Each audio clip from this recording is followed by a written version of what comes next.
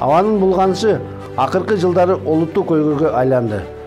Учурда Кыргызстандын абасы таза эмес мамлекеттердин ичинен эң алдыңкы орунда турат.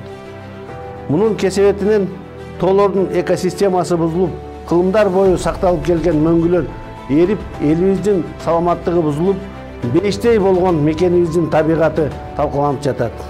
Мен Сакипжан Умиталиев жогорку кеңешке депутат болуп шайланып келсем, инвесторлордун жардамы менен Кыргызстанда электроунаалардын чогултуу заводун куруу идеясы үчүн күрөшөм.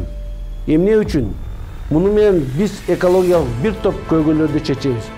Биринчи, электромобилдерди чогултуу завод ачсак, кеминде 2000 жумуш орун пайда болуп, миграция агымын азайтабыз.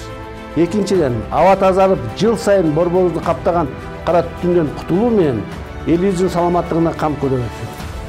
Үчүнчүсү, мөңгүлөр тез эришин токтотуп, суу ресурстарыбыздын өмүрүн узартабыз. Төртүнчүсү, сырттан ташылып келген күйүүчү майга болгон көз карандуулуктан кутулуп, арзан электроэнергиясын колдонуу менен капчыгыбыздагы бир топ каражатты үнөмдөйбүз. Бешинчи, техникалык талаптарга жооп бербеген эски унаалардан баш тартып, ар бир үй бүлө бөлүп төлөө менен жаңы автоунага ээ болуу мүмкүнчүлүгү пайда болот. Урматтуу шайлоочу, эскиче ойлонуп, эскиче жашаган заман бүттү. Жаркын келечек үчүн, жаңы жашоо үчүн добушуңду бер. Ишеничиңди актаганга даярмын.